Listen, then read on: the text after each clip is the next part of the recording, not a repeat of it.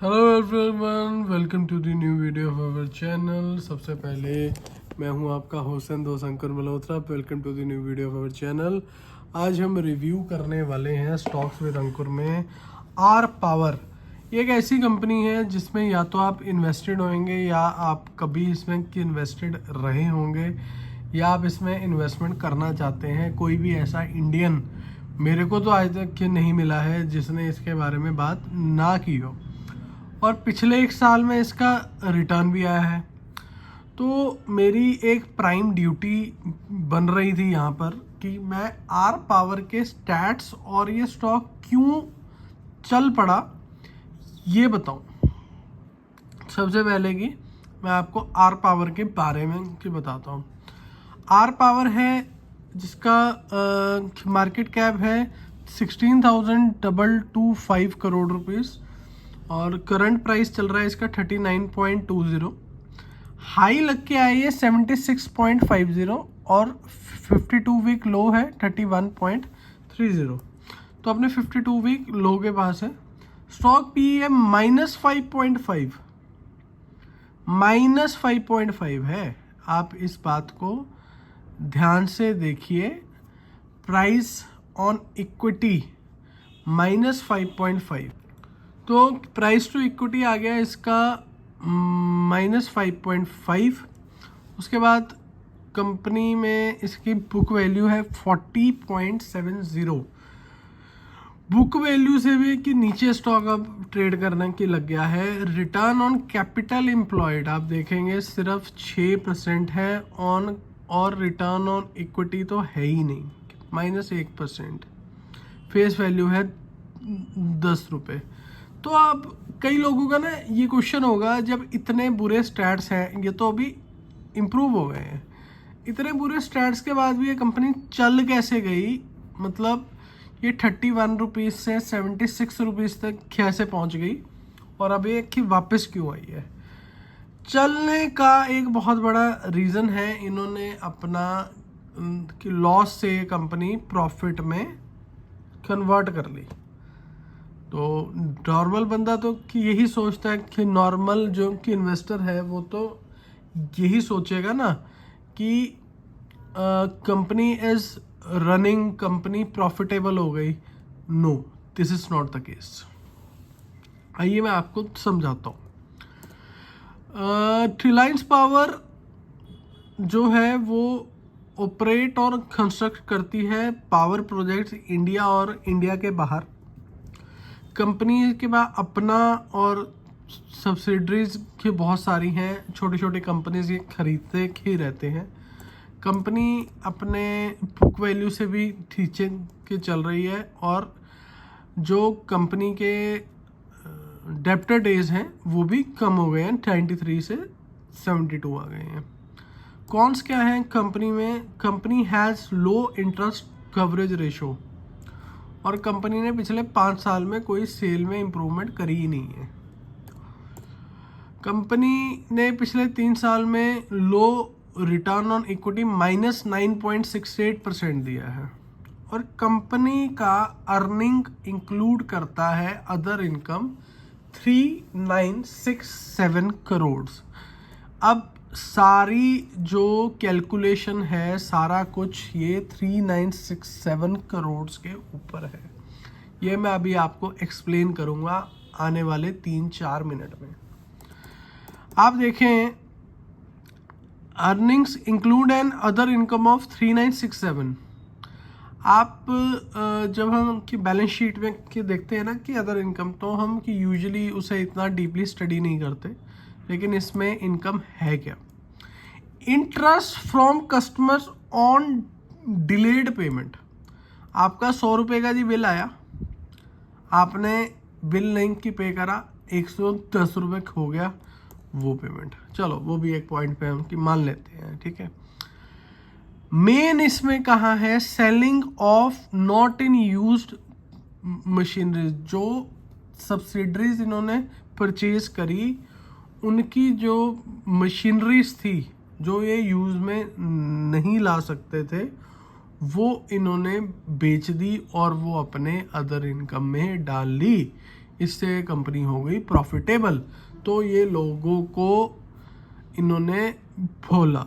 और सबसे बड़ी बात, हम कोई आपको सेल और बाय रिकमेंडेशन यहाँ पर नहीं दे रहे हैं।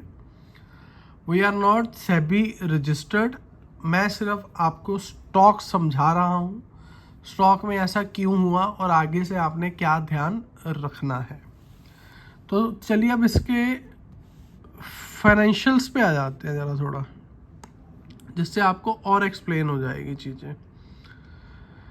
प्रॉफिट एंड लॉस स्टेटमेंट पे आ जाएंगे। आप देखेंगे यहाँ पर सेल्स तो कॉन्टिन्यूस 2014 से भी आ रही हैं, ठीक है। तो ये एकदम से आप देखिए 2017 का आप नंबर देखिए, 10,396, ठीक है। तब भी स्टॉक नीचे ही था। तो 2025 में ऐसा क्या हुआ कि इनका स्टॉक इतना ऊपर आ गया। अब गेम आपको समझ लगेगी यहाँ पर। If you see the criteria over here, in 2019 they posted a loss of 2952 crores and it goes up to 4271 crores in 2020, but in 21 they posted an profit of 454 crore. This is the net profit. फिर वो 2022 में फिर की loss में चले गए, 23 में loss कम हुआ, 24 में आप देखिए कितना लॉस हो गया, 2000 करोड़। लेकिन game change on March 2025 when they again posted a profit of approximately 2950 crores. ये कैसे हुआ? ये हुआ अदर इनकम के कारण। जो कंपनी पिछले 3 साल से वॉज इन हेवी लॉसेस, उसने अदर इनकम में आपको बता दिया कि भाई हम तो कि प्रॉफिटेबल हो गए। आप सेल्स ग्रोथ देखिए, फ्रॉम द लास्ट 10 ईयर्स सिर्फ 1% सेल ग्रोथ है।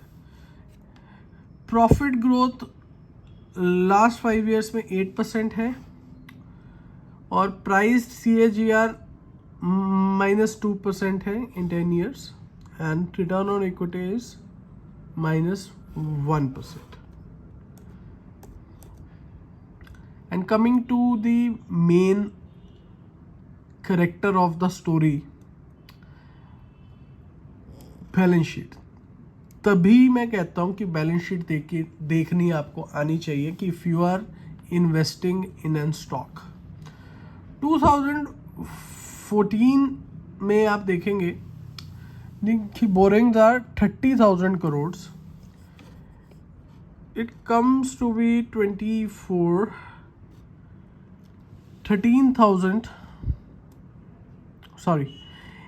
18,766 करोड़, 12,000 करोड़ की बोरोइंग कम हो गई है।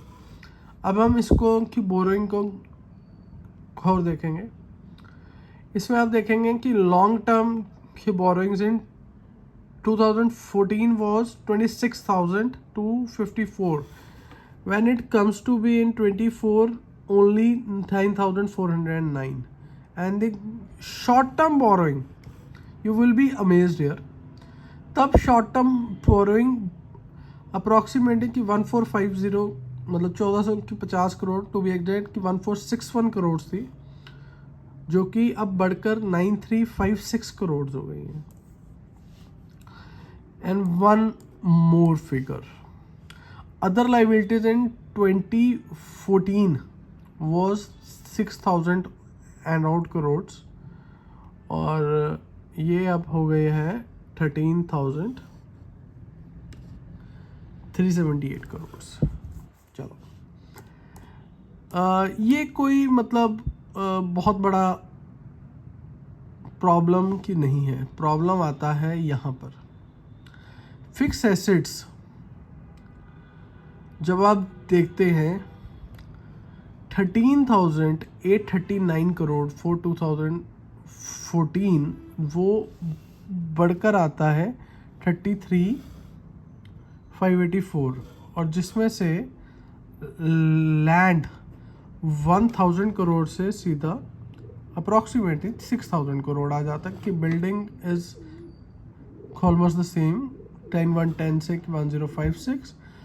प्लांट मशीनरी जिसके बारे में पहले मैंने आपको बताया 12,000 करोड़ से 37,567 करोड़ आ जाती है सीधा। चलो इसे भी हम थोड़ा सा निगलेक्ट कर देते हैं।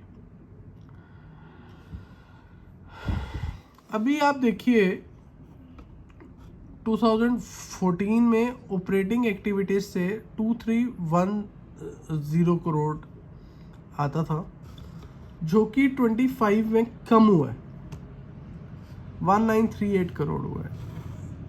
इन्वेस्टिंग से तब पैसा के माइनस में था, अब पैसा के प्लस में है। फाइनेंसिंग एक्टिविटीज से बहुत ज़्यादा मतलब कैश फ्लो की माइनस में आया, 4,124 करोड़ की बोरोइंग इन्होंने इस साल में की दे दी है। ठीक है, तो नेट कैश फ्लो उल्टा इस कंपनी का अभी भी की माइनस में आ रहा है, जो कि इसी साल फिर आया है माइनस में, नहीं तो पहले ये प्लस में थे। तो नंबर्स देखने आपको ज़रूर आने चाहिए। ये कैश कन्वर्जन के साइकिल आ गया, ये ऑलमोस्ट सेम है। डेब्टर डेज भी 73 हैं। ठीक है, it's good. Working capital days आप देखेंगे तो 661 से कम हो गए 309, ये कि माइनस में है। तो वर्किंग कैपिटल के डेज जो कि माइनस में है वो और कम हुए हैं। ठीक है, ये शेयर होल्डिंग के पैटर्न आ गया। तो आप कुल मिला के इसमें जो हमें प्रॉब्लम की दिखी है वो है जो आपका अदर इनकम है, जिसके लिए हम जाएंगे प्रॉफिट एंड लॉस में।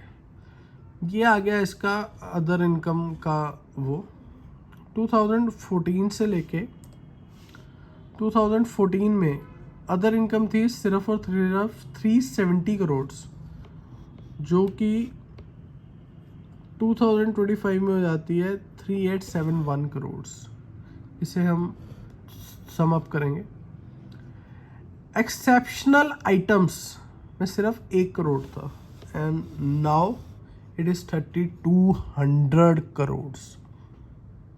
You got it right. It's 3,200 crores. So how can you sum it up? This is the main problem in the stock. बाकी मेरे हिसाब से कोई स्टॉक में बुराई नहीं है, कोई मतलब एज सच कोई की प्रॉब्लम्स की नहीं है स्टॉक में, लेकिन ये एक बड़ा फैक्टर है इस स्टॉक में, जिसके कारण ये कि नेट प्रॉफिट इज़ 2,948 जो कि माइनस में था। और this is not an buy or sell recommendation. If you have in your portfolio you can keep it or sell it, it's up to you. मैं एक पर्सनल सलाह हर वीडियो में देता हूँ। मेरे हिसाब से बहुत अच्छी अच्छी कंपनीज हैं जिनका डेप्ट नहीं है, कोई मतलब इंसॉल्वेंसी की नहीं है उनकी सब्सिडरीज की, आप उन पे ध्यान दीजिए। ठीक है, कि रादर देन आर पावर में आप बैठे हों, ये कंपैरिजन में ये कंपनीज भी हैं। ठीक है, तो कि बहुत सारी कंपनीज हैं, बहुत अच्छी कंपनीज हैं, तो आप उनमें स्विच कर सकते हैं। बाकी इस कम्प्लीटली माय एडवाइस, मैं कोई बाय एंड सेल रिकमेंडेशन नहीं दे रहा हूँ यहाँ पर। And this is it. This is Ankur Malhotra signing off from this video. Jai Hind. Keep smiling. Keep investing. सोच समझ के. Bye bye.